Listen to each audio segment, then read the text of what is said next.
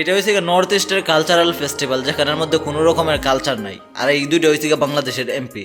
কেউ তো ভারতের খুশিতে খুশি, আর কেউ প্রবাসীদের উপর ট্যাক্স লাগাইবো নাকি তাদের উপর পাসপোর্টের মেয়াদকালে প্রতি বছর একটি নির্দিষ্ট পরিমাণ টাকা বৈধ চ্যানেলে বাংলাদেশে প্রেরণ করতে হবে।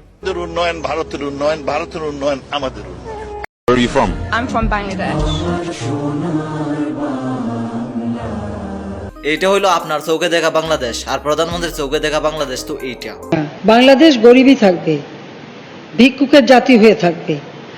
আর এটার সবচাইতে বড় কারণ হলো বাবার চাকরি ছেলে পাবে, ছেলের চাকরি নাতি, চাষার ছেলে চাষাই রবে, ধ্বংস পুরা জাতি। এইটাই হলো কোটা আন্দোলন। যদি একই চেয়ারে একই ফ্যামিলির একাধিক মানুষ যুগের পর যুগ বসে থাকে, তাহলে তো ওইখানে দুর্নীতি হবেই। আর যেখানে দুর্নীতি হবে, ওই দেশ বা ওই জাতি কোনো সময় উন্নতি করতে পারবে না। এই জন্য কোটা সিস্টেম বাদ দেওয়া দরকার। কিন্তু এটা কি? Hello.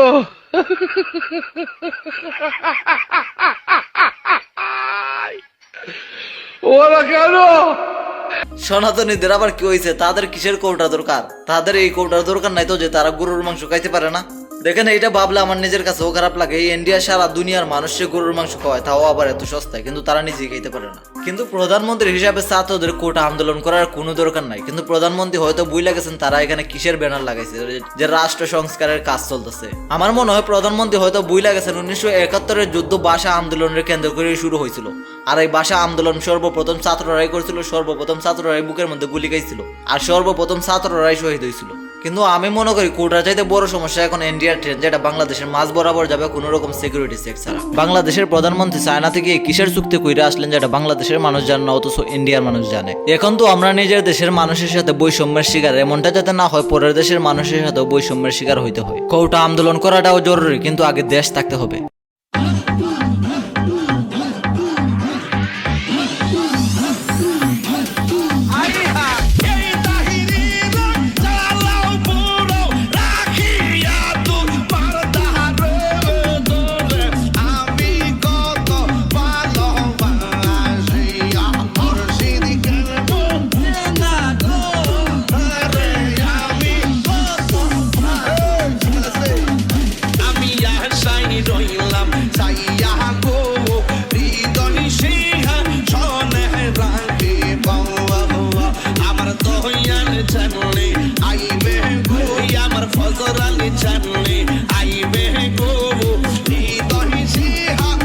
চলছে কোঠা আন্দোলন, একদিকে স্লোগান, অন্যদিকে গানবাজ।